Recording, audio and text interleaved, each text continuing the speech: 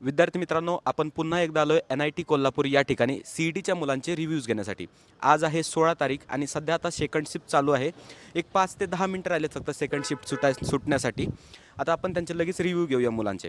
आता तरी मी तुम्हाला एक विनंती करतो की चॅनलवर तुम्ही नवीन असाल तर चॅनलला सबस्क्राईब करा आणि महत्त्वाचा प्रश्न म्हणजे की तुमच्या मनामध्ये जे प्रश्न असतील तर ते मला कमेंटमध्ये सांगा. म्हणजे नेक्स्ट टाईम मी ते प्रश्न मुलांना विचारेल आणि त्यामुळे तुमचं डाऊट्स क्लिअर होतील. तर चला आपण रिव्ह्यूज घेऊया. मित्रांनो, आत्ताच या ताईचं एक्झाम झाली आहे. आपण तिला विचारूया की नक्की कशा पद्धतीने एक्झाम होती आणि त्याचबरोबर एक्झाम सेंटरमधील लाईटसुद्धा गेली. तर त्याबद्दल तिने नक्की कसं मॅनेज केलं ते विचारूया. आता फर्स्ट ऑफ ऑल मला सांग की तुझं नाव काय? माझं नाव आहे वृषाली शिरडोणे आणि त्यानंतर एक्झामसाठी आम्ही गेलो. त्यानंतर एक्झामची म्हणजे जी टायमिंग होती त्यावेळी बरोबर लाईट गेली म्हणजे एक्झाम टायमिंगच्या बरोबर 2 मिनटं अगोदर. त्यामुळं जनरेटर पण बंद झालेलं. मग त्यामुळे त्यांनी अर्धा तास पेपर वेळानं चालू केला. मग PC चालू केल्यानंतर बरोबर जेवढं टायमिंग होतं ना 3 तासाचं तेवढं मिळालं. म्हणजे लाईट एक्झाम सुरू व्हायच्या अगोदरच गेलेली का? हो, एक्झाम सुरू व्हायच्या अगोदरच गेलेली. ओके. नंतर अजिबात गेली नाही. नंतर नाही नाही गेली. गेली. हां, मला आता बघ आता किती वेळ म्हणजे तुमचं नक्की हे काय होतं की कशा पद्धतीने तुम्हाला भीती वगैरे वाटली का अगोदर? समजा लाईट गेली, नक्की काय होईल, काय नाही, चालू होईल का असं? नाही तेवढं वाटलं नाही कारण की हां. आधी एक्झाम दिली आहे त्यामध्ये असं होतं की जेवढा आपण ज्यावेळेस PC ओपन करतो तेवढा हो. टाईम पूर्ण मिळतो त्यामुळे तेवढी भीती नाही वाटली. तेवढी भीती आहे. स्टाफ वगैरे कॉलेजचा सपोर्टिव्ह वगैरे होता का? हो, सपोर्टिव्ह होता. हो, हो. आता एक्झामबद्दल सांगा की नक्की पेपरला तुम्ही कशा पद्धतीने हे केलं? फिजिक्स, केमिस्ट्री, मॅथ याच्याबद्दल काय? फिजिक्सचा मला थोडं टफ जातं त्यामुळे मी स्टार्टिंगला केमिस्ट्रीच ओपन केलं. हो, हो. मग ते सॉल्व केल्यानंतर मग फिजिक्सला गेले. हं. केमिस्ट्रीचा पेपर सोपा वाटला तरी पण मॅथचा टफ केला आहे थोडा. बरं. आणि टाईम मॅनेजमेंटबद्दल टाईम कसा तुम्ही मॅनेज केला कशा पद्धतीने? स्टार्टिंगला जे येत होते ते हां. क्वेश्चन सॉल्व केले. हो, हो. मग त्यानंतर जे येत नव्हते ते ते म्हणजे थोडक्यात आपण तुक्का मारला हो, त्याच्यामध्ये. तुका मारले. Okay, okay. आता एक आपल्याकडे कॉमन प्रश्न आहे की समजा JEEचे क्वेश्चन्स रिपीट होत आहेत का? होत नाही, जेईचे मॅथ्समध्ये नाही होत. JEEचे म्हणजे एवढे काय जेईचे हाय नाही लेव्हलचे क्वेश्चन्स नव्हते. नाही. म्हणजे आता मला सांग ओव्हरऑल जर रेट करायचं म्हटलं फिजिक्स, केमिस्ट्री, मॅथ तर याच्यामध्ये जास्त टफ कोणतं वाटलं तुला? मॅथ्स, मॅथ्स जास्त टफ होता आणि त्याच्यानंतर फिजिक्स बरोबर? फिजिक्समध्ये नंतर केमिस्ट्री. नंतर केमिस्ट्री.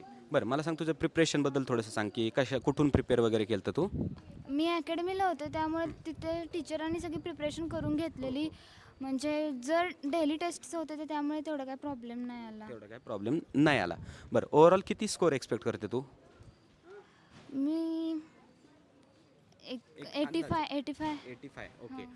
आणि आपल्या ज्या फर्दर शिफ्ट्स आहेत त्या मुलांसाठी काय सांगशील की नक्की त्यांनी काय प्रिपेअर करून आलं पाहिजे किंवा या सेंटरवर कशा पद्धतीने त्यांनी हे केलं पाहिजे?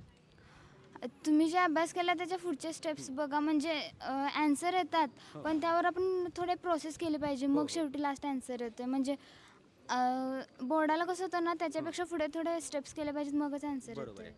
आहे. त्याचबरोबर समजा इंटिग्रेशन असेल त्याच्यामध्ये शॉर्ट ट्रिक्स वगैरे काय तुम्हाला माहिती होत्या किंवा तुम्ही अप्लाय केले का त्या? हो केलेल्या थोड्या. ओके चालेल. थँक्यू. मित्रांनो आपल्यासोबत अथर्व आहे त्याला आपण विचारूया की कशा पद्धतीने त्याची एक्झाम वगैरे होती. अथर्व काय सांगशील एक्झामबद्दल? एक्झाम मस्त होती. हां. मस्त गेली एकदम. लाईटचा जरा इश्यू होता. बाकी काही हां. नाही. लाईटचा इश्यू कशा पद्धतीने आला तुला म्हणजे तुला काय त्याचा प्रॉब्लेम वगैरे झाला का टायमिंगमध्ये? नाही जरासा वेळ झाला फक्त एक्झाम स्टार्ट करायला त्यांची. म्हणजे एक्झामच्या स्टार्टिंगलाच लाईट गेली हां. होती तुझी. बरं मला सांग आता पेपरबद्दल फिजिक्स, केमिस्ट्री, मॅथ याच्याबद्दल काही सांगशील तर? मॅथचा जरासा टफ होता. हां, हां. बाकी सगळा नॉर्मल होता. हां, म्हणजे फिजिक्स, केमिस्ट्री थोडंसं नॉर्मल होतं, मॉडरेट लेवलचं आपण हां, धरूया हां. moderate. आणि मॅथ्स थोडासा टफ होता. हां. बरं मला सांग PYQs वगैरे तू केले होते का? हो केले होते. ते चालेली. ते झाले. म्हणजे हो. PYQs रिपीट झालेत हा पहिला झाले. पॉईंट बरोबर. हो थोडे त्याच्यानंतर झाले रिपीट. होय, होय. हो. मॉक टेस्ट किती दिलता तू मॉक टेस्ट वगैरे? मग नाही तसे 2-3 दिलेले होते. होय, होय. मॉक टेस्ट दिलत्या. हां. तुझा मॉकमध्ये किती स्कोअर येत होता? तरी 81. 81 हां. हां आणि आता या CETमध्ये किती कन्सिडर करतोय तू स्कोअर तुझा एक्सपेक्ट करतोय? त्याच्यापेक्षा जरा जास्त म्हणजे जरासं जास्त म्हणजे तुला इझी गेली हां, थोडक्यात easy. CET. बरं आता आपले जे CET ॲस्पिरंट्स आहेत ज्यांचे अजून हां. शिफ्ट झाले नाहीत त्यांच्याबद्दल काय सांगशील? त्यांनी पण अशी मॉक टेस्ट वगैरे द्यायला हां, हां. पाहिजे.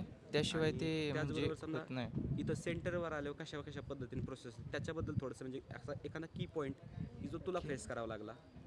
की पॉईंट असं काही नव्हतं की म्हणजे पॉईंट. असं ॲज सच असं काही नाही आहे की असं नॉर्मल स्टाफ होतं. वगैरे होय. सपोर्टिव्ह आहे होय. सगळ्या गोष्टी. हम्म. बरं आता त्याच्यानंतर मला सांग की JEE लेवलचे क्वेश्चन्स किंवा मॅथ्सचे हार्डनेस कशा पद्धतीने होते की त्याच्यात समजा असे काही क्वेश्चन्स तुला अडले का?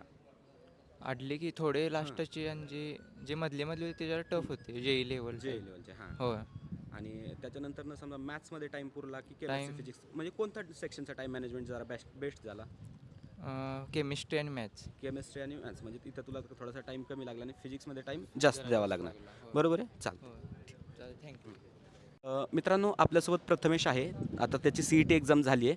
त्याला विचारूया कशा बद्धतीने CET गेली. मला सांग कसा गेला तुला paper physics chemistry maths? Physics chemistry थोडा सोपा होता. आता मॅथ्स जरा अवघड होता पेपर. हां, म्हणजे ओव्हरऑल जर म्हणायचं म्हटलं फिजिक्स केमिस्ट्री सोपा होता, मॅथ्स अवघड होता. बरं, टायमिंगबद्दल काय सांगशील? टाईम मॅनेजमेंट टाईम पुरला, भरपूर टाईम टाईम पुरला. पुरला ना? हम्म. म्हणजे टायमिंगचा काही इश्यू नाही Issue आहे नाही. CETमध्ये. नाही. त्याच्यानंतर PYQs वगैरे किंवा ज्या मॉक टेस्टमध्ये जे क्वेश्चन्स तू सॉल्व वगैरे केले तर ते आले का? थोडेफार आले, मात्र थोडे आले नाही. त्याच्यानंतर ना टेक्स्ट बुकमधले क्वेश्चन्स काय ॲज इट इज वगैरे रिपीट झालते का? नाही टेक्स्ट यावेळेला नाही. बुकमधलं ॲज सच काय नाही आलं. बरं, तुझ्या प्रिपरेशनबद्दल काय सांगशील? प्रिपरेशन तू कशी केली किंवा कुठून ऑनलाईन वगैरे काही तू हे करत होता का रेफर? ऑनलाईन नाही, कॉलेजवरतीच हां. क्लास होते, त्यावरच वगैरे प्रिपरेशन केली. आता आपले नेक्स्ट जे CET ॲस्पिरंट्स आहेत म्हणजे जे सध्या आपला व्हिडिओ बघतात तर त्यांच्याबद्दल काय सांगशील तू? काय त्यांनी फॉलो करावं आता सध्या, कारण ते खूप पॅनिक मोडमध्ये आहेत सध्या. टाईम मॅनेजमेंट पूर्ण भरपूरपणे केलं पहिली गोष्ट आणि प्रिपरेशनवर भरपूर वेळ द्या. प्रिपरेशन बरोबर. बरं, मला सांग फिजिक्समध्ये असे काही डिफिकल्ट क्वेश्चन्स किंवा समजा केमिस्ट्रीमध्ये जास्त थिअरॉटिकल होतं केमिस्ट्री का न्यूमेरिकल बेस होतं? थिअरॉटिकलच होतं थिअरॉटिकल केमिस्ट्री, मात्र फिजिक्समध्ये जरा न्यूमरिकल्स होते. न्यूमेरिकल्स होते. आणि मॅथ्समध्ये कोणत्या चॅप्टर्सवर जास्त भर दिला होता CET म्हणजे कोणते जास्त क्वेश्चन झालते? इंटिग्रेशन आणि मॅथमॅटिकल लॉजिक. लॉजिकचे किती क्वेश्चन्स आलते मला ह्या शिफ्टमध्ये?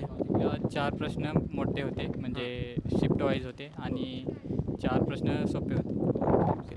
ओके, धन्यवाद. मित्रांनो, आपल्यासोबत निश्चय आहे आणि त्याची आता CET झाली. आपण विचारू त्याला कशा पद्धतीने पेपर त्याने अटेम्प्ट केला आहे. सगळे प्रश्न अटेम्प्ट झाल्यात. मॅथ्स हां. मॉडरेट होता. हो. फिजिक्स केमिस्ट्री जरा टफ होता.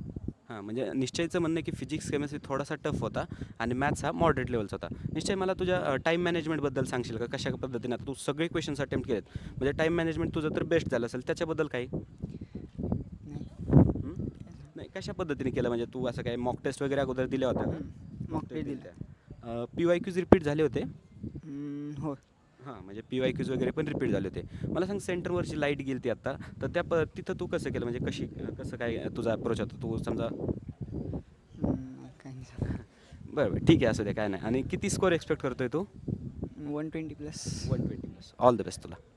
मित्रांनो, या ज्या NIT कॉलेजमध्ये आहेत ना 2 लॅब आहेत. तर एक लॅबची लाईट थोडीशी अगोदर गेली आणि एक लॅबची लाईट थोडीशी नंतर गेली. त्याच्यामुळे एका लॅबचे मुलं आलेत आणि त्यांचा मी इंटरव्ह्यू ऑलरेडी घेतला आहे. आता याच्यामध्ये ना आपल्याला एक निष्पन्न होतं आहे की बाबा त्यांच्या एक्झामवर याचा काही अफेक्ट झालेला नाही आहे. आणि सब्जेक्ट वाईज जर सांगायचं म्हटलं तर फिजिक्स आणि केमिस्ट्री हा थोडासा मॉडरेट होता आणि त्याच्यानंतरनं मॅथ्स हा थोडासा टफ लेवल होता आणि ऑब्व्हियसली असणार आहे कारण टाईम मॅनेजमेंट करायला थोडंसं कमी पडते. पण मुलांनी चांगल्या पद्धतीने केलं आहे टाईम मॅनेजमेंट. त्याचबरोबर जर सांगायचं म्हटलं तर PYQs वगैरे, त्याच्यानंतर मॉक टेस्ट वगैरे ह्या सर्व गोष्टींचा त्यांना व्यवस्थितरित्या फायदा झाला आहे. तुम्हाला जर आणखीन असेच व्हिडिओज पाहायचे असतील पूर्ण शिफ्टसाठी आणि सेकंड अटेम्प्टसाठी सुद्धा, आणि त्याचबरोबर आपलं हे चॅनल तुम्हाला इंजिनिअरिंग ॲडमिशन काउन्सिलिंगमध्ये पूर्णपणे हेल्प करणार, त्याच्यामुळे आत्ताच चॅनलला सबस्क्राईब करून ठेवा. All the best.